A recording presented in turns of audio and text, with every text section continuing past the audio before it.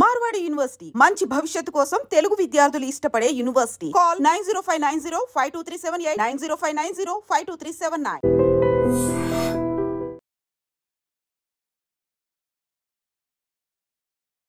నమస్తే, welcome to I dream.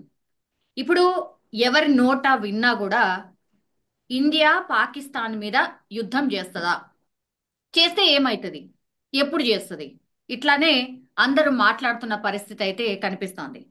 మనతో పాటు అనలిస్ట్ ఉన్నారు కోటేశ్వరరావు గారు. ఒక్కసారి మాట్లాడి అసలు ఏం జరుగుతుంది, నిజంగా యుద్ధం జరుగుతుందా? మనం ఏదో మాట్లాడుతున్నాం కానీ నిజంగా అంత తొందరగా యుద్ధాలు ఒక దేశం మీద ఇంకో దేశం చేసుకుంటుందా, అసలు దాని పరిణామాలు ఏంటిది అనేది కూడా ఒక్కసారి మాట్లాడే ప్రయత్నం చేద్దాం. సార్ నమస్తే. సార్ నమస్తే. సార్ సార్ పూర్తిగా మిలిటరీకి నేను స్వేచ్ఛ ఇచ్చేస్తున్నాను, మీ ఇష్టం, ఇంకా డిసిషన్ మీదే అని ప్రధాని నరేంద్ర మోడీ మిలిటరీ అధికారులకు చెప్పినట్టుగా, అండ్ పాకిస్తాన్కి సంబంధించిన మంత్రులే, అక్కడ ఉన్నటువంటి మంత్రులే వాళ్ళే స్టేట్మెంట్ ఇస్తున్నారు. మాకొక ఇంటెలిజెన్స్ రిపోర్ట్ ఉంది, 36 గంటల 24 గంటల ఎప్పుడైనా యుద్ధం చేయబోతోంది భారత్ అని. మీ విశ్లేషణ ఏంటి సార్? నిజంగా యుద్ధం జరగబోతోందా? ఇప్పుడు ప్రధానమంత్రి నరేంద్ర మోడీ గారు త్రివిధ దళాధిపతులు, అదే విధంగా మన భద్రతా సలహాదారు అజిత్ దోవల్, రక్షణ మంత్రి, ఇతర ఉన్నతాధికారులతో సమావేశం జరపక ముందే పాకిస్తాన్ నోట ఆ మాట వెలువడింది. 24 గంటల నుంచి 36 గంటల లోపల భారత్ మా మీద యుద్ధానికి సిద్ధమవుతున్నది అనేటువంటిది వాళ్ళు ప్రకటించి ఒక రోజు ముందే ప్రకటించారు వాళ్ళు. అయితే ఈ త్రివిధ దళాల పద్ధతితో సమావేశం అయిన తర్వాత నరేంద్ర మోడీ గారు, అంటే అఫీషియల్ గా ఆయన ఏమీ ఎక్కడ ప్రకటించలేదు, కానీ ఆ సమావేశం తర్వాత అధికార వర్గాలు వెల్లడించినటువంటి సమాచారం ప్రకారం సైనిక బలగాలకు పూర్తి స్వేచ్ఛ ఇచ్చాము అని చెప్పేసి నరేంద్ర మోడీ గారు చెప్పినట్టుగా ఒక సందేశం. సహజంగానే అది ఏ పార్టీ, ఏ దేశంలో అయినా అటువంటి సందేశాలు ఇస్తుంటారు. అఫీషియల్ గానే ఆ లీకులు అవన్నీ ఇస్తుంటారు. ఎందుకంటే ఎదుటి దేశాలని హెచ్చరిక చేయడం కావచ్చు, లేదా మన దేశంలో ఉన్నటువంటి ఆందోళన చెందుతున్నటువంటి జనానికి ఒక భరోసా కల్పించడం కావచ్చు అనేది మనం గమనించాలి. అయితే మిలిటరీకి పూర్తి స్వేచ్ఛ అంటే ఏమిటి అనేటువంటిది ఆ ప్రకటన వెలువడిన తర్వాత మీడియాలో చర్చ జరుగుతూ ఉంది, సోషల్ మీడియాలో కూడా చర్చ జరుగుతూ ఉంది. ఎందుకంటే సహజం, పూర్తి స్వేచ్ఛ అంటే ఏమిటి అంటే వాళ్ళు మిలిటరీ ఏ నిర్ణయం తీసుకుంటే ఆ నిర్ణయానికి కేంద్ర ప్రభుత్వం కట్టుబడి ఉంటుందా అనేటువంటిది కొంతమంది చెప్తున్నటువంటి అర్థం. ఇక్కడ మనం గమనించాల్సింది ఏంటంటే, మనది మిలిటరీ పాలనలో ఉన్నటువంటి కంట్రీ కాదు, ప్రజాస్వామిక వ్యవస్థ. ప్రజాస్వామిక వ్యవస్థలో మిలిటరీ అనేటువంటిది ప్రభుత్వానికి లోబడి ఉంటుంది తప్ప ప్రభుత్వమే మిలిటరీ కాదు, మిలిటరీయే ప్రభుత్వం కాదు. మిలిటరీ నియంత్రణ ఉన్నటువంటి దేశాల్లో వాళ్లే పాలకుడు, వాళ్లే మిలిటరీ, వాళ్లే సర్వం, అన్ని వాళ్లే తీసుకుంటారు. అందుకని పాకిస్తాన్ లో అదే కదా సిచ్యువేషన్. పాకిస్తాన్ లో సిచ్యువేషన్ పేరుకి అక్కడ ప్రజాస్వామ్యం ఉంది. ఒక ప్రధానమంత్రి ఉంటాడు, అధ్యక్షుడు ఉంటాడు, పార్టీలు, పార్లమెంట్ అవన్నీ ఉంటాయి. కానీ మిలిటరీదే అక్కడ సూపర్ పవర్. మిలిటరీ అధికారం లేకుండా, మిలిటరీ అనుమతి లేకుండా, లేదా మిలిటరీ విధానాలకు అనుగుణంగా అక్కడ ప్రభుత్వం ప్రవర్తించకపోయేట్లయితే అక్కడ ఉన్నటువంటి ప్రధానులు ఎవరు ఒక్కళ్ళు కూడా అధికారంలో ఉండేటువంటి పరిస్థితి లేరు. మనం చూస్తున్నాం, ఇమ్రాన్ ఖాన్ స్వతంత్రంగా వ్యవహరించడానికి ప్రయత్నించడంతో మిలిటరీ వెనకాల ఉండి కుట్ర చేసి ఆయన్ని తొలగించడం, చివరికి జైలు పాలు చేయడం కూడా మనకి చూసాం. అందుకని మిలిటరీ పాకిస్తాన్ లో ఉన్నటువంటి వ్యవస్థకి మనకి ఎలాంటి సంబంధం లేదనేది ముందు గమనించాలి. ఇక్కడ మిలిటరీకి పూర్తి స్వేచ్ఛను ఇవ్వడం అంటే, మొన్న జరిగినటువంటి సమావేశంలో ఉగ్రవాదాన్ని అణిచివేయడానికి మీరు ఏ చర్యలు తీసుకున్నా మేము మీకు మద్దతు ఇస్తున్నాము, ఫ్రీ హ్యాండ్ ఇస్తున్నాము అని చెప్పేసి నరేంద్ర మోడీ గారు చెప్పారు. అంటే ఏమిటి, యుద్ధం చేయమని ఆయన ఏమి సూచించలేదు, లేదా సర్జికల్ స్ట్రైక్స్, మెరుపు దాడులు అంటున్నాం కదా, సర్జికల్ స్ట్రైక్స్ చేయమని కానీ చూపించలేదు. ఉగ్రవాదాన్ని, ఉగ్రవాదులను అణచివేయడానికి మీకు పూర్తి స్వేచ్ఛ ఇస్తున్నాము అంటే వాళ్ళని వెతకండి, పట్టుకోండి, అవసరమైతే కాల్చి చంపండి, అరెస్టులు చేయండి, ఇటువంటి ఏదైనా కూడా మీరు చేయొచ్చు. ఏం చేసినా కానీ మేము మద్దతు ఇస్తాం. అంతేగాని మీరు యుద్ధం చేస్తామంటే మేము మద్దతు ఇచ్చినట్టు కాదు. ఎందుకంటే యుద్ధానికి అనే దానికి వచ్చేసరికి అది ప్రభుత్వం నిర్ణయం తీసుకోవాలి, పార్లమెంట్కి తెలియజెప్పాలి, మంత్రివర్గానికి తెలియజెప్పాలి, రాష్ట్రపతికి తెలియజేయాలి. ఎస్ ఇంత ఎస్ ప్రాసెస్. ఎగ్జాక్ట్లీ, నేను కూడా అదే అడగబోతున్నాను సార్. ఒక దేశం ఇంకో దేశం మీద యుద్ధం చేయాలంటే అంత ఈజీనా? మేము రేపు చేయబోతున్నాం, 36 గంటల్లో చేయబోతోంది, ఇట్లాంటి అనౌన్స్మెంట్ వచ్చిన తర్వాత చాలా మందికి ఈ డౌట్స్ వచ్చాయి సార్. ఏంటి ఈ యుద్ధం ఇంత ఈజీనా? ఇట్లా డిసిషన్ తీసుకోగానే ఇంకా అటు ఫైరింగ్ ఇటు ఫైరింగ్ స్టార్ట్ అయిపోతుందా అని అందరికి ఒక అనుమానం ఉంది సార్. యుద్ధం చేయాలంటే అసలు ఫస్ట్ బేసికల్ థింగ్స్, అసలు ఏం నిర్ణయాలు ఏమేమి తీసుకోవాలి సార్ కేంద్ర సర్కార్? యుద్ధం చేయాలి అంటే అసలు యుద్ధం అవసరం ఏమిటి అనేటువంటిది ముందు చర్చించాలి. ఓకే. యుద్ధం అవసరం ఏమిటి? తక్షణం యుద్ధం చేయాల్సినటువంటి అవసరం మన దేశానికి కానీ, లేదా మన దేశం మీద యుద్ధం చేయడానికి ఇతర దేశాలకు కానీ ఉన్నటువంటి భౌతిక పరిస్థితులు, అవసరాలు ఏమిటనేటువంటిది చూడాలి. అందుకని ఏ దేశమైనా కానీ యుద్ధం అనేటువంటిది, మన ప్రధానమంత్రి గారే చెప్పారు కదా, ఇది యుద్ధాలకు తగినటువంటి యుగం కాదు, యుద్ధాల యుగం కాదు అని చెప్పేసి ప్రధానమంత్రి గారు నరేంద్ర మోడీ గారు చెప్పారు. అటువంటిది మరి ఆయన పాలనలోనే అటువంటిది ఆకస్మికంగా యుద్ధం అనే మాట ఇంతవరకు ఆయన నోటి నుంచి రాలేదు. మనం జాగ్రత్తగా, ఎందుకంటే జర్నలిస్టులుగా ఉన్నటువంటి వాళ్ళు సోషల్ మీడియాలో ఇర్రెస్పాన్సిబుల్ గా ఏమైనా రాయొచ్చు, ఏమైనా చెప్పొచ్చు, కానీ యుద్ధం అనే మాట, లేదా సర్జికల్ స్ట్రైక్ అనే మాట, లేదా పాకిస్తాన్ మీద దాడి అనే మాట ఇంతవరకు ప్రధానమంత్రి నోటి నుంచి రాలేదు. అయితే దాని అర్థం ఏంటంటే ఏమి తీసుకోవద్దని చెప్పారని కూడా కాదు. డెఫినెట్ గా చర్యలు తీసుకోవాలి. ఎందుకంటే అంతమంది అమాయకుల్ని పొట్టన పెట్టుకున్న తర్వాత అలాంటి దుర్మార్గుల మీద ఏమి చర్య తీసుకోవద్దని చెప్పేసి ఏ ప్రధానమంత్రి చెప్పరు కదా, ఎవరు చెప్పరు. అందుకని ఏం చేయాలి ఏమిటనేటువంటిది మిలిటరీ, మీరు అంటే మీ విధి నిర్వహణలో సరిహద్దు భద్రతా దళం ఉంది మనకి. సరిహద్దు భద్రతా దళం ఏం చేస్తుంది? సరిహద్దులకి కాపలా వేస్తుంది, అతిక్రమించేటువంటి వాళ్ళని పట్టుకుంటది, అవసరమైతే కాల్పులు జరుపుతుంది, మరీ అవసరమైతే కూడా మట్టు పెడుతుంది అనేటువంటి మనకు తెలిసిందే. ఎందుకంటే పరిస్థితిని బట్టి ఎవరైనా కానీ, ఈవెన్ ఆవులు గేదెలు వచ్చినా కానీ ఎక్కడి నుంచి ఎందుకు వస్తున్నాయి, ఎవరన్నా పంపించారా, దాని వెనకాల ఎవరున్నారు ఏమిటని వాటిని కూడా బంధించి బన్నెల దొడ్డులో పెట్టేటువంటి పరిస్థితి మనకు తెలుసు. అందుకని యుద్ధం అనే దానికి వచ్చేసరికి ఏదో ఇప్పుడు పల్లెటూళ్ళలో కొంతమంది కర్రలు తీసుకొని, కొంతమంది రాళ్ళు వేసుకొని, ఒకళ్ళ ఇంటి మీద ఒకళ్ళు రాళ్ళు దాడులు చేసుకుంటా, అది అట్లాంటి యుద్ధం కాదు. యుద్ధం అనేసరికి సన్నాహం, యుద్ధ సన్నాహం, కొన్ని వేల కోట్ల రూపాయల ప్రజల సొమ్ము దానికి వెచ్చించాల్సి వస్తుంది. అవసరమైనటువంటి ఆయుధాలు ఆకస్మికంగా యుద్ధం చేయడం అంటే అది పాకిస్తాన్కైనా, ఏ దేశానికైనా, భారతదేశానికైనా అది సమస్య కాదు. అందుకని అనివార్యమైనటువంటి పరిస్థితుల్లో యుద్ధం చేయాలి తప్ప, అది కూడా జనానికి చెప్పాలి, జనాన్ని కన్విన్స్ చేయాలి, పార్లమెంట్కి ఈ ప్రాసెస్ అంతా చేయాలి. అందుకని ఇప్పటి వరకు మనం ఉగ్రవాదం మీద మాత్రమే చెప్పారు. అందుకని అటువంటి చర్యలు తీసుకోవడానికి ఫ్రీ హ్యాండ్. అయితే మరి నరేంద్ర మోడీ గారు ఇప్పుడు ఈ మాట చెప్పగానే సోషల్ మీడియాలో పెద్ద ఎత్తున ప్రచారం చేస్తున్నారు. చూడండి, నరేంద్ర మోడీ గారు ఒక నిర్ణయం తీసుకున్నారు, మిలిటరీకి ఫ్రీ హ్యాండ్ ఇచ్చారు, ఇదే మొదటిసారి అన్నట్టుగా. ఇదే మొదటిసారి కాదు, 2017లో పుల్వామా దాడి, మన సిఆర్పిఎఫ్ జవాన్ల మీద వాళ్ళు వస్తున్నటువంటి కాన్వాయ్ మీద దాడి చేసి 45 మందిని చంపినప్పుడు కూడా, అప్పుడు కూడా ప్రధానమంత్రి గారు ఇదే చెప్పారు, మీరు ఉగ్రవాదుల మీద చర్య తీసుకోండి, ఉగ్రవాదులు మీకు ఫ్రీ హ్యాండ్ ఇస్తున్నామని చెప్పారు. అంటే ఒక పరిమితమైనటువంటి యాక్టివిటీకి స్వేచ్ఛ.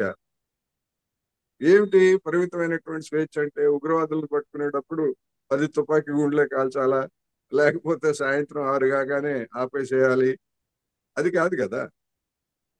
పట్టుకోవడానికి మీకు పర్మిషన్ ఇచ్చామంటే మీరు ఎన్నన్నా కాల్చండి, రాత్రి పట్టుకుంటారా, తెల్లవారుజామున పట్టుకుంటారా, ఎట్లా పట్టుకుంటారా అనేటువంటిది అది మీకు సంబంధించినటువంటి అంశం. అది కావాల్సింది ఉగ్రవాదులు లేకుండా చేయాలి, ఉగ్రవాదులు పట్టుకోవాలి, చేయాలి, ఆ స్వేచ్ఛ మీకు ఇస్తున్నాం అంతే తప్ప ఒక తుపాకీ కాల్చాలి, 4 తుపాకులు కాల్చకూడదు, ఇటువంటి ఏమి చెప్పరు ఎవరు, ఏ దేశమైనా అంతే.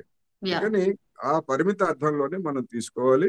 అటువంటిదే తప్ప ఒకవేళ అదే సైన్యము లేదు, ప్రధానమంత్రి గారు లేదా రాష్ట్రపతి గారు, ఎందుకంటే మన రాష్ట్రపతి మనకి సర్వ సైన్యాధ్యక్షురాలు, రాజ్యాంగం ప్రకారం. మేము యుద్ధం చేస్తే తప్ప ఈ ఉగ్రవాదాన్ని మేము నిర్మూలించలేము అంటే అప్పుడు మళ్ళా ఈ చర్చ అంతా ప్రాసెస్ అంతా నడుస్తుంది. ఒక రోజులో నడవచ్చు, 2 రోజుల్లో నడవచ్చు, ఎన్ని రోజులైనా వెంటనే నిర్ణయం కూడా తీసుకోవడానికి కూడా అవకాశం ఉంటుంది. అందుకని మరి యుద్ధం యా చెప్పండి. ఇప్పుడు పాకిస్తాన్ వాళ్ళు మరి ఎందుకని ఈ మాట అన్నారు? వీళ్ళు అటాక్ కి రెడీగా ఉన్నారు అని అక్కడ ఉన్నటువంటి కేంద్ర మంత్రి చెప్పడం వల్లనే ఇదంతా చర్చ స్టార్ట్ అయింది సార్. అక్కడ ఉన్నటువంటి కేంద్ర మంత్రికి తెలియదా ఇదంతా ప్రొసీజర్ ఉంటది, ఇదంతా ఉంటది, అట్లా జరిగిపోదు అని తెలియదు కదా? ఒక రకంగా ఇది మిస్లీడ్ చేయడమేనా, రెచ్చగొట్టడమేనా అగైన్? రెచ్చగొట్టడం కావచ్చు, లేదా ముందుగానే మా మీద దాడి చేస్తున్నదనేటువంటి తప్పుడు ప్రచారం కావచ్చు, ఏదైనా ఓకే. కావచ్చు. అయితే ఎందుకని వాళ్ళు చేస్తున్నారు అని మనం చెప్పుకోవాలంటే, గతంలో 2016లో యురి అనేటువంటి మన మిలిటరీ కేంద్రం మీద పాకిస్తాన్ సైన్యాన్ని వాళ్ళు మన సైనిక కేంద్రం మీద దాడి చేశారు. అవును. అప్పుడు మనం సర్జికల్ స్ట్రైక్ చేశాం 2016. ఆ అవును. తర్వాత ఆ ఆ, పుల్వామా దాడి సందర్భంగా మళ్ళా మనం సర్జికల్ స్ట్రైక్ చేశాం. అవును. అందుకని ఒక తీవ్రమైనటువంటి లేదా సంచలనం కలిగించేటువంటి దేశవ్యాప్తంగా ప్రభావం కలిగించేటువంటి ఇలాంటి ఉదంతాలు జరిగినప్పుడు సహజంగానే భారత్ ప్రతీకారం తీర్చుకుంటుంది అనేటువంటిది అక్కడ ఉన్నటువంటి వాళ్ళందరికీ లాజికల్ కంక్లూజన్. అది ఏదైనా చర్య తీసుకోవచ్చు. అందుకని మనం వెంటనే సిద్ధం కావాలి. వెంటనే సిద్ధం కావాలంటే ఇప్పుడు యుద్ధం అంటే ఏమిటి? సత్యాన్ని సమాధి చేయడం, అసత్యాన్ని ప్రచారంలోకి తేవటమే కదా. యుద్ధానికి సిద్ధపడుతున్నారంటే ముందు చచ్చేది సత్యం. నిజం చచ్చిపోతుంది. నిజం ఏంటో మనకి తెలియనివ్వకుండా జనం చేస్తారు. అందుకని ఉమ్. పాకిస్తాన్ అట్లాంటి ప్రచార యుద్ధాన్ని ప్రారంభించింది. అది దాన్ని బట్టి మనం వ్యవహరించడం అనేటువంటిది కాదు. మనం ఏంటి ఇప్పుడు ఉదాహరణకు కేంద్ర ప్రభుత్వం కొన్ని చర్యలను ప్రకటించింది. ఏమిటో చర్యలు? ఆ ప్రకటించినటువంటి వాటిలో వీసాలు రద్దు, లేకపోతే ఉన్నటువంటి వాళ్ళందరూ కూడా బయటకు వెళ్ళిపోవాలి, ఎంబసీల్లో ఉన్నటువంటి మన సిబ్బందిని మనం వెనక్కి పంపించడం, మన దగ్గర ఉన్నటువంటి పాక్ ఎంబసీని మీరు వెళ్ళిపోమని చెప్పడం, ఇటువంటివన్నీ. అదేవిధంగా గగనతలం మీద ఆంక్షలు, మన సంజోతా రైలు ఆపివేయడం, ఇటువంటివన్నీ చేస్తాం. వాటితో యా. పాటు ఉమ్. జలం, సింధు జలాల ఒప్పందాన్ని మేము రద్దు చేసుకున్నామని చెప్పి అవును. చెప్పారు. యా. అవును. వెంటనే వెంటనే వచ్చినటువంటి వార్తలు ఏమిటి? పాక్ ఆక్రమిత కాశ్మీర్ మీద వరదలు వచ్చేసాయి. జీలం నదిలో ఉన్నటువంటి నీటిని మొత్తాన్ని భారత్ వదిలేసింది. వదిలేయటంతో ముజఫరాబాద్ పరిసర ప్రాంతాల్లో ఉన్నటువంటి ఆక్రమిత కాశ్మీర్ లో ఇవన్నీ కూడా జనం వరదల్లో మునిగిపోయారు అనేటువంటి వార్తలు వచ్చాయి. అయితే అవును. మన అవును సార్. అదృష్టం అయితే ఎవరు కూడా చనిపోయారు అనేటువంటిది లేదా మరొకటి అటువంటి రాలేదు గనక రాలేదు. రాలేదు. అది ఒకటి. ఎవరి మీద వదిలారు వీళ్ళు నీళ్లు? ఆక్రమిత కాశ్మీర్ అంటే అది ఎప్పుడైనా మళ్ళా మన దేశానికి రావాల్సిందే, మనలో విలీనం కావాల్సిందే అని కదా చెప్తున్నది. అవును. మరి అవును. అటువంటి జనం మీద చెప్పకుండా నీటిని వదిలితే అక్కడ ఉన్నటువంటి జనం భారతదేశం గురించి అనుకూలంగా స్పందిస్తారా, వ్యతిరేకంగా స్పందిస్తారా? అందుకని మనం తీసుకునేటువంటి చర్యలు మనకు లబ్ధి చేకూర్చే విధంగా ఉండాలి. అవతల వైపు ఉన్నటువంటి జనంలో కూడా మన వైపు సానుకూలమైనటువంటి ఉండాలి. అందుకని కొన్ని చర్యలు తీసుకునేటప్పుడు ప్రభుత్వం ఆచితూచి వ్యవహరించాలనేది ఈ సందర్భంగా మనం చెప్పుకోవాలి. మరి యా. ఇప్పుడు రోజు నిన్న ఇవాళ చూస్తా ఉంటే ఈ క్షణంలో అసలు కొన్ని ఛానల్స్ అయితే టీవీ యుద్ధం వచ్చేసింది, సాగుతా ఉంది, ఒకవైపు నుంచి సాగుతా ఉంది అన్నట్టుగా ప్రచారం చేస్తున్నారు. అటువంటిది ఏమి ఇంతవరకు అయితే లేదు. అందుకని ఇప్పుడు ఏం జరుగుతుంది అనేటువంటిది మనం వేచి చూడాలి తప్ప ఉమ్. చెయ్యమని కానీ. ఒకటి. రెండోది మీరు అడిగారు యుద్ధం చేయాలంటే ఏం చేయాలి? యా. సన్నాహం. సన్నాహం. ఇప్పుడు మొన్ననే ఒక రిటైర్డ్ జనరల్ చెప్పాడు, మన సైన్యంలో 1,80,000 ఖాళీలని గత కొద్ది సంవత్సరాలుగా కేంద్ర ప్రభుత్వం భర్తీ చేయలేదు అని చెప్పారు. యుద్ధానికి అనేకమైనటువంటి సన్నాహాలు చేసుకోవాల్సి వస్తుంది. ఉమ్. అయితే అది ఏ స్థాయిలో చేయాల్సి వస్తుంది, ఎన్ని రోజులకి సిద్ధపడాలి, వారాల, నెలల, లేకపోతే కొద్ది గంటల అనేటువంటి దాన్ని బట్టి ఉంటుంది తప్ప ఏ నిర్ణయం జరిగిందని తెలియకుండా ఎలాంటి సన్నాహాలు అనేటువంటిది మనం చర్చించలేము. మన ఊహకి కూడా అవి అందం. చూసాం మనం. ఇప్పుడు జరుగుతున్నటువంటి యుద్ధాలని మనం చూస్తున్నాం. ఇప్పుడు జరుగుతున్నటువంటి యుద్ధాలు ఎక్కడ జరుగుతున్నాయి? ఇజ్రాయెల్ వాడు పాలస్తీనా మీద గత 14-15 నెలలుగా చేస్తున్నారు. అవును.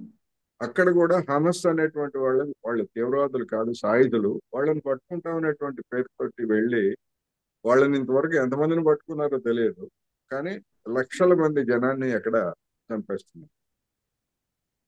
అదే విధంగా ఉక్రెయిన్ యుద్ధం సాగుతా ఉంది. అవును. అదే ఉక్రెయిన్ యుద్ధం 3 సంవత్సరాల నుంచి సాగుతా ఉంది. అటు ఉక్రెయిన్ ఆర్థిక వ్యవస్థ నాశనం అయిపోయింది, యుక్రెయిన్ మీద దాడి చేస్తున్నటువంటి రష్యా ఆర్థిక వ్యవస్థ కూడా నాశనం అయిపోయింది. అందుకని యుద్ధం అనేటువంటిది గెలిచినటువంటి వాడు నష్టపడతాడు, ఓడిపోయినటువంటి వాడు నష్టపోతారు, ఇద్దరు నష్టం జరుగుతాయి. రెండోది అన్నింటికంటే ప్రమాదకరమైనది ఏంటంటే భారత్ పాకిస్తాన్ రెండు కూడా అణ్వాయుధాలు కలిగినటువంటి దేశాలు. ఎవడు ఏ పిచ్చి పని చేసి ఎదుటి దేశం మీద అణ్వాయుధం వేస్తే రెండో దేశం కూడా అనివార్యంగా వేయాల్సి వస్తుంది. ఓకే. అందుకని రెండు దేశాలు నాశనం అవుతాయి. ఇటు మన అమృత్సర్ నాశనం అయితే అటు లాహోర్ నాశనం అవుతుంది. అందుకని యుద్ధం అనేటువంటిది చేయకూడదు అనేటువంటిది శాంతిని కోరుకునేటువంటి వాళ్ళు చేయాలి. సరే, ఏం చేస్తారు ఏమిటనేటువంటిది మనం వెయిట్ చేయాలి అనేది ఈ మ- సందర్భంగా మనం చెప్తాం. యా, ఇప్పుడు మధ్యవర్తిత్వంగా పాకిస్తాన్ ఎవరికో చెప్తోంది మీరు వెళ్ళి మాట్లాడండి భారత్తో అనేది కూడా కొంత వినిపిస్తోంది సార్. అరబ్ దేశాలకు సంబంధించిన వాళ్ళు వాళ్ళ మిత్ర దేశాలకు సంబంధించిన వాళ్ళతోని కొంత మనతోని మాట్లాడించండి అనేది, మధ్యవర్తిగా మీరు ఉండండి అనేది రిక్వెస్ట్ చేస్తుంది అనేది కూడా వార్తలు వస్తున్నాయి సార్. నిజంగా అది జరుగుతోందా సార్? మధ్యవర్తిత్వం వహించాలని కోరినట్టు ఎక్కడ అఫీషియల్ గా వార్తలు అయితే రాలేదు. సోషల్ మీడియాలో పెట్టేటువంటి పోస్టులు కావచ్చు, వాటిని మనం ప్రామాణికంగా ఓకే. తీసుకోక్కర్లేదు. ఓకే. అయితే ఓకే. పాకిస్తాన్ విదేశాంగ మంత్రి చైనా విదేశాంగ మంత్రి తోటి ఫోన్ లో ఎస్ సార్. మాట్లాడి రెండు దేశాల మధ్య ఉన్నటువంటి పరిస్థితిని ఆ, వివరిస్తూ ఒక స్వతంత్ర దర్యాప్తు జరిపించాలని చెప్పేసి మేము కోరుతున్నాం అని చెప్పేసి చెప్పినట్టుగా వార్తలు వచ్చాయి. అవును. అంటే నిష్పాక్షికమైనటువంటి దర్యాప్తు జరిపించాలని మేము కోరుతున్నాము. దీని మీద అం- భారత్ చేసేటువంటి ఆరోపణని మేము అంగీకరించట్లేదు అని చెప్పేసి చెప్తా ఉంది. దానికి వాళ్ళు ఎస్ మీరు మీరు మీరు అడుగుతున్నటువంటిది సరైనదే అని చెప్పేసి చైనా వాళ్ళు చెప్పారు తప్ప మీకు మేము మద్దతు ఇస్తామని కానీ లేదా భారత్ని వ్యతిరేకిస్తాం అనేటువంటి మాట వాళ్ళ వైపు నుంచి రాలేదు. అదేవిధంగా డొనాల్డ్ ట్రంప్ ఒక ప్రకటన చేశాడు. ఏమని చేశాడు? మాకు భారత్ కావాలి, పాకిస్తాన్ కావాలి. ఈ కాశ్మీర్ వివాదం అనేటువంటిది లేదా సరిహద్దు వివాదం 1500 సంవత్సరాల నుంచి నడుస్తా ఉంది, వాళ్ళు పరిష్కరించుకోగలరు వాళ్ళంతట వాళ్ళే అని చెప్పేసి చెప్పాడు. అంటే దీని అర్థం ఏంటి? ఒకవేళ మన రెండు దేశాలు అనివార్యమై యుద్ధానికి దిగితే మన వైపున పోపు కాసేందుకు అటువైపు నుంచి కానీ ఇటువైపు కానీ ఏ మూడో దేశం కూడా రాదు అనేటువంటిది మనం గమనించాలి. ఉక్రెయిన్ పరిస్థితి చూస్తున్నాం కదా. ఉక్రెయిన్ కి ఉమ్. మద్దతు ఇచ్చేవాళ్ళు ఎవరు? మద్దతు ఇస్తున్నారు తప్ప వాళ్ళుగా వచ్చి పాల్గొంటలేదు. రష్యా పరిస్థితి కూడా అంతే. అందువలన ఒక దేశం ఇంకొక దేశంతో యుద్ధం చేసినప్పుడు మరొక దేశం జోక్యం కనుక చేసుకునేట్లయితే అది ప్రపంచ యుద్ధానికి దారితీసేటువంటి పరిణామం అవుతుంది తప్ప మరొకటి కాదు. అందుకని అటువంటి పరిస్థితులు ఇప్పుడైతే లేవు. దీన్ని కూడా అటు పాకిస్తాన్ గమనంలో ఉంచుకోవాలి, భారత్ కూడా గమనంలో ఉంచుకోవాలి అనేది మనం చెప్పుకోవచ్చు. Yes sir. ఇప్పుడు యుద్ధం చేయట్లేదు అనుకోండి సార్, మరి ఎట్లా ఇట్లా ఉగ్రవాదులు రోజు రోజుకి రెచ్చిపోతూ ఇప్పుడు కామన్ పబ్లిక్ ని, ఇప్పుడు కాశ్మీర్ మనది కదా సార్, ఇప్పుడు వాళ్ళు Yes. ఏం చేసిండ్రు? అమాయకులు అమాయకులు ఏం చేసిర్రు? ఇక ఎన్నేళ్ల పాటు ఇట్లా కొనసాగుతుంది? ఉగ్రవాదులను పెంచి పోషిస్తుంది పాకిస్తాన్ అని చాలా అంటే చాలా దానికి సంబంధించి ఆ, ఏమంటారు సార్, క్లూస్ ఉన్నాయి, అట్లాగే ఎవిడెన్స్లు కూడా ఉన్నాయి. అయినా సరే వెనక్కి తగ్గట్లేదు. మరి ఎట్లా దీనికి పరిష్కారం ఎట్లా? 100% వాస్తవం మీరు చెప్పింది. పాకిస్తాన్ ప్రేరేపిస్తున్నది అనేటువంటిది 100% వాస్తవం. పాకిస్తాన్ అడ్డాగా చేసుకొని మన దేశం మీద ఉగ్రవాదాన్ని రుద్దటానికి అటు పంజాబ్ లోను కాశ్మీర్ లోను ఉగ్రవాదులను పెంచి పోషించింది మొట్టమొదట అమెరికా. 3 దశాబ్దాల క్రితమే అమెరికా అటువంటి పని చేసింది, పాకిస్తాన్ ని అక్కడ సాయం చేసుకొని. ఒక మన దేశం మీదనే కాదు, ఆఫ్ఘనిస్తాన్ లో ఉన్నటువంటి తాలిబన్లని పెంచి పోషించింది కూడా అమెరికా. ఆ తాలిబన్లే చివరికి ఏకమేక అయిపోయారనేటువంటిది మన కళ్ళ ముందున్నటువంటి కనిపిస్తుంది. అందుకని తాలిబాన్లని అణిచివేసేటువంటి పేరుతోటి అమెరికా అంత శక్తివంతమైన దేశం, ప్రపంచంలో మిలిటరీ శక్తిలో అదే కదా నెంబర్ 1 ఇప్పుడు. అటువంటి దేశమే ఆఫ్ఘనిస్తాన్ మీద వచ్చి దాడి చేసి పాకిస్తాన్ తాలిబాన్లను అణిచివేశాం అది ఇది అని చెప్పేసి చివరికి ఏం చేశారు? ఆ తాలిబాన్లకే నమస్కారం చెప్పి, అరే బాబు మమ్మల్ని ప్రాణాలతో వెళ్ళనివ్వండి అని చెప్పేసి కాళ్ళు గడ్డాలు పట్టుకొని వాళ్ళ ఆయుధాలు వాహనాలు అన్ని అక్కడ వదిలేసి పారిపోయారు అమెరికన్ సైనికులు. అందుకని మరి అటువంటి తాలిబాన్లనే అణచలేనటువంటి వాళ్ళు, ఎవడున్నాడో ఎక్కడుంటాడో తెలియనటువంటి వాళ్ళు ఒక దేశం మీద దాడి చేస్తే ఉగ్రవాదాన్ని అణిచివేయగలమా అనేటువంటిది సమస్య. అందుకని అది నిరంతరం సరిహద్దుల్లో మనం కాపలాగాయాలి. అటువంటి పరిస్థితుల్ని, అంటే ఉగ్రవాదులకి సహకరించేటువంటి ఒక పరిస్థితులు ఏమైనా ఉంటే వాటన్నిటి నుంచి మన జనాన్ని మనం ఎప్పటికప్పుడు జాగ్రత్త చేసుకుంటూ వాళ్ళ విశ్వాసాన్ని పొందడం అనేటువంటిది తప్ప, ఉగ్రవాదాన్ని మేము నిర్మూలించాము అని చెప్పుకునే దేశం ఏదన్నా ఉందంటే చెప్పానండి. ఇదే భారతదేశంలోనే ఆర్టికల్ 370 తోటి మొత్తం భద్రతా దళాలకు పూర్తి స్వేచ్ఛ ఇచ్చాము, ఇంకా ఏమైనా ఉగ్రవాదుల్ని ఏమైనా చేయొచ్చు అని చెప్పిన తర్వాత గడిచినటువంటి 5 సంవత్సరాల్లో 60 మంది చనిపోయారు ఉగ్రవాదుల దాడుల్లో. మొన్న పహల్గామ్ లో జరిపోయినటువంటి వాళ్ళు కాకుండా గడిచినటువంటి 5 సంవత్సరాలు. అందుకని ఒకడు చస్తే ఇంకొకడు పుట్టుకొస్తున్నాడు. మనం చూస్తున్నాం కదా నక్సలైట్లు. మన దేశంలో నక్సలైట్లు 60 సంవత్సరాల నుంచి తుపాకీ గొట్టం ద్వారా అని తయారవుతున్నారు.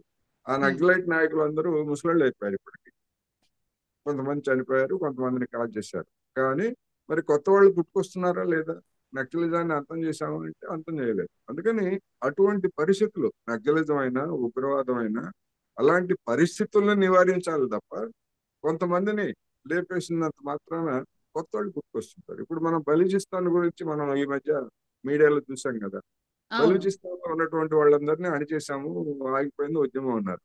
కానీ తీరా చూస్తే కొత్త అవుట్ఫిట్, కొత్త సంస్థ ముందుకొచ్చి రైల్ని కిడ్నాప్ చేసి మొత్తం అంతా కూడా పాకిస్తాన్ ని నానా గందరగోళం చేసింది. అందుకని అటువంటి పరిస్థితుల్ని నివారించాలి. అట్ ది సేమ్ టైం భౌతికంగా అటువంటి శక్తులను కూడా నిర్మూలించాలి. అందులో ఎలాంటి రాజీ పడాల్సినటువంటి అవసరం లేదు. ఇప్పుడు మన భారతదేశం మాత్రం ఉగ్రవాదులని లేకుండా చెయ్యాలి అనేది మెయిన్ పాయింట్ సార్. ఇప్పుడు వాళ్ళ ఇళ్ళని టార్గెట్ చేసిర్రు, ధ్వంసం చేసిర్రు. అట్లాగే మొన్న పెహల్గామ్ లో ఎవరైతే దాడి చేసిరో ఇప్పటికీ కూడా వాళ్ళు దొరకలేదు. అంటే వాళ్ళు ఎస్కేప్ అయ్యే దారి కూడా ఉన్నట్టేగా. వాళ్ళు ఎస్కేప్ అయ్యారా మరి?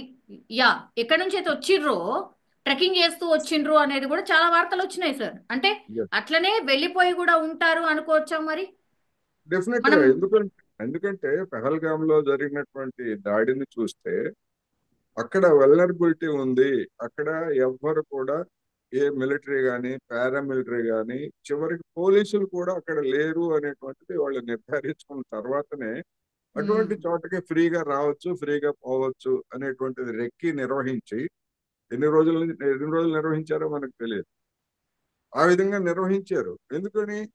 తర్వాత మనకు అర్థమైంది ఏంటంటే అక్కడ ఏ మిలిటరీ అధికారి కానీ, ఏ సాయుధ పోలీసు, భారతదేశం సాయుధ పోలీసు కానీ ఎవరు లేరు. మరి అటువంటి పరిస్థితులు ఉన్నప్పుడు ఎట్లా? ఎందుకని? భద్రతా వైఫల్యమా? లేకపోతే మరి అక్కడ కనీసం కొండ మీద గుర్రాల మీద నుంచి తప్ప మామూలుగా దిగి నడిచి రాలేం కదా వెంటనే. అటువంటిప్పుడు రాళ్ళు రప్పలు మొత్తం భయంకరంగా ఉంది సార్, నిజంగా భయంకరంగా ఉంటది. అటువంటిప్పుడు ఏదైనా ప్రమాదం జరిగినా లేదా మరొకటి జరిగినా కానీ పర్యాటకుల్ని రక్షించడానికి ఒక హెలికాప్టర్ సర్వీస్ అయినా అక్కడ పెట్టాలి కదా కనీసం. మొత్తం కేంద్ర ప్రభుత్వమే కదా. అక్కడ రాష్ట్ర ప్రభుత్వం పేరుకి రాష్ట్ర ప్రభుత్వం ఉంది తప్ప లెఫ్టినెంట్ గవర్నర్ అంటే కేంద్రపాలిత ప్రాంతంగా ఉంది అది కాశ్మీరు. మరి అటువంటి ఎందుకు చేయలేదు అనేటువంటి ప్రశ్న. ఎవరైనా అటువంటి వాటి గురించి అడిగితే మీరు ఇప్పుడు అటువంటి వాటి గురించి అడుగుతారు ఏంటి అని చెప్పేసి ఎదురుదాడి చేస్తున్నారు. ఎప్పుడు అడగాలి మరి? అంతా అయిపోయింది. పోయిన ప్రాణాలను మీరు తిరిగి తీసుకురాలేరు. ఎందుకు ఇప్పటి వరకు? అప్పుడు పోని ఇప్పుడు దాన్ని అడగొద్దంటున్నారు. పుల్వామాలో ఏ కారణంతో ఆ దాడి జరిగింది అనేటువంటి ఇప్పటి వరకు దేశానికి ఎవరైనా చెప్పారా? చెప్పలేదు. ఇప్పటికీ మిస్టరీగానే ఉండిపోయింది. ఆ కాన్వాయ్లోకి ఆ కారు వేసుకొని వాడు ఎవడు ఆత్మహత్య వాడు ఎట్లా వచ్చాడు, ఎట్లా బాంబు పేల్చి 45 మందిని చంపాడు అనేటువంటి ఇప్పటికీ రహస్యమే. అందుకని ఇవన్నీ కూడా నిజానికి ఒక ఆందోళనకరమైనటువంటిది పరిస్థితులు పాకిస్తాన్ అదే కాశ్మీర్లో ఉన్నాయి. దాన్ని రెచ్చగొడతా ఉంది పాకిస్తాన్. యా, ఇప్పుడు ఎట్లా సార్ మరి సొల్యూషన్ దీనికి ఎట్లా అంటే ఒకవైపేమో అక్కడ ఉన్నటువంటి మంత్రులే చెప్తున్నారు కదా ఏకంగా దాడి చేయబోతున్నారు అనేసి అక్కడ ప్రకటన వస్తోంది. ఇక్కడేమో మనం ఫుల్గా ప్రిపేర్డ్గా అయితే ఉంటున్నాము. సరే, యుద్ధం చేయాలా వద్దా అనేది తర్వాత సంగతి. అసలు యుద్ధం చేయొద్దనే కోరుకుంటారు ఎవరైనా సరే, ఎందుకంటే ఆర్థికంగా. సరే, ఇక్కడ ఒక డౌట్ ఉంది సార్. నిజంగా యుద్ధం చేయాలంటే ఒక దేశానికి ఎన్ని డబ్బులు అవసరం పడతాయి సార్? అదే నేను ముందే అండ్ చెప్పాను. ఏమేం నిల్వలు చేసుకోవాలి సార్? ఎన్ని డబ్బులు అవసరం పడతాయి అనేది మనం ఏ స్థాయిలో యుద్ధం చేయాలనేటువంటి దాన్ని బట్టి ఉంటుంది. ఇప్పుడు ఒక సర్జికల్ స్ట్రైక్ అనుకోండి, ఒక సర్జికల్ స్ట్రైక్ బాలాకోట మీద చేశాం కదా, ఒక సర్జికల్ స్ట్రైక్ చేశాము. సర్జికల్ స్ట్రైక్ చేస్తే మన విమానం ఒకదాన్ని వాళ్ళు కూల్చివేశారు. ఆ విమాన నష్టం లేదా వాళ్ళకి కొంత నష్టం జరిగింది, ఒక రోజు అయిపోయింది, ఫినిష్. కానీ అదే ఇప్పుడు ఉక్రెయిన్ లో 3 సంవత్సరాల నుంచి యుద్ధం చేస్తా ఉంటే కొన్ని లక్షల కోట్ల రూపాయలు రెండు వైపులా నాశనం అయిపోతున్నాయి. అసలు ఇంతవరకు లెక్కలే తెలియవు. ఎంత ఖర్చు పెట్టారు, ఎంతమంది సైనికులు, అటువైపు ఎంతమంది చనిపోయారు, ఇటువంటి సైనికులు ఎంతమంది చనిపోయారు, సామాన్య జనం ఎంతమంది చనిపోయారు, 70-80 లక్షల మంది ఉక్రెయిన్ బయటికి వెళ్ళిపోయారు అనేటువంటి లెక్కలు తప్ప నిజానికి ఎంతమంది కూడా ఇంతవరకు తెలియదు.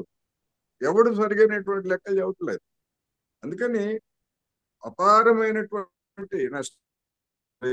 అపారమైనటువంటి ఇప్పుడు మనం బంగ్లాదేశ్ లో మీద మనం అక్కడ 71లో బంగ్లాదేశ్ విముక్తి కోసం మన సైన్యాన్ని పంపించినప్పుడు చాలా ఆ రోజు ఉన్నటువంటి ఆర్థిక వ్యవస్థ పోల్చినప్పుడు మనకి చాలా ఖర్చు అయింది. ఆ ఖర్చు అంతా తర్వాత మనం వివిధ రూపాల్లో మన జనం చెల్లించారు. పన్నుల రూపంలో మనమే కదా మనం చెల్లించాల్సింది ఎప్పుడైనా అంతే. అందుకని వాటన్నిటిని చూసుకున్నప్పుడు ఎంత అవుతుంది ఏమిటనేటువంటి మనం అంచనాలు కట్టలేము. సైనికులు కావాలి, ముందు సైన్యాలను రిక్రూట్ చేసుకోవాలి. ఒకవేళ రిక్రూట్ చేసుకున్నా కానీ ఒక వారంలో యుద్ధానికి వెళ్తారంటే ఒక వారంలో యుద్ధం శిక్షణ సాధ్యం అవుతుందా? సాధ్యం కాదు కదా. కానీ చాలా దాని వెంటలో చాలా ఇమిడి ఉంటాయి. ప్రజల యొక్క మనోభావాలని గమనించి ఏం చేయాలి ఏమిటనేటువంటిది చేయాలి. నా అభిప్రాయం ప్రకారం అయితే అంతర్జాతీయ వేదికల మీద పాకిస్తాన్ కి సంబంధించినటువంటి మన దగ్గర ఉన్నటువంటి ఆధారాలన్నీ ఐక్యరాజ్య సమితి కూడా ఖండించింది దాడిని. అవును, అంతర్జాతీయ వేదికల మీద పాకిస్తాన్ ని ఒంటరిపాటు చేయాలి. ఎవరినైనా ఏ దేశం కూడా ఇదిగో పాకిస్తాన్ నువ్వు తప్పు చేశావు అనిపించే విధంగా మన దేశం చేస్తే దాని మీద ఒత్తిడి పెరుగుతుంది. రెండోది గతంలో జరిగినటువంటి యుద్ధాలతోటి పాకిస్తాన్ ఆర్థిక వ్యవస్థ కుప్పకూలిపోయింది. ఇప్పటికీ అది దివాళా తీసే స్థితిలో ఉంది.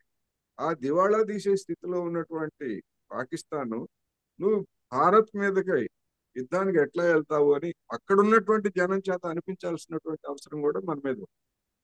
ఎందుకంటే ఆ జనం తిరుగుబాటు చేస్తే పాకిస్తాన్ ఇట్లాంటి పిచ్చి పనులు చేయడు కదా, ఉగ్రవాదులను ప్రోత్సహించడం కానీ లేదా మన మీద దాడులు చేయడం చేయడు.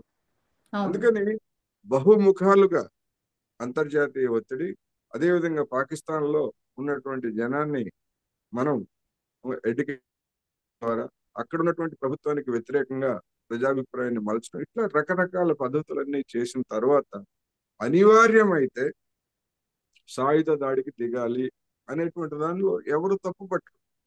అందుకని ఆ ప్రక్రియ అంతా కూడా చెయ్యాలి అనేది నేను చెప్పదు. Yes sir, thank you sir, thank you so much, thank you sir. నిజంగా ప్రస్తుతం ఉన్నటువంటి సమాజం దేనికి ప్రయారిటీ ఇస్తుంది? ఆర్థిక సంబంధాల చుట్టూ మాత్రమే తిరుగుతోంది. మళ్ళీ ఎన్నికలంగానే చాలా విరక్తి కలుగుతాం. మంచి అనిపిస్తుంది కదా, లేడీస్ కూడా ఛాలెంజింగ్ జాబ్స్ చేసినప్పుడు చాలా బాగుంటది. ట్రాఫిక్ అసిస్టెంట్స్ గా నియమించిన ట్రాన్స్జెండర్స్ అందరితో సాల్యూట్ చేయించుకుంటున్నారు. ఫుడ్ డెలివరీ ఇవ్వటానికి వెళ్ళినటువంటి డెలివరీ బాయ్ అనిల్ పై కళ్ళ ముందు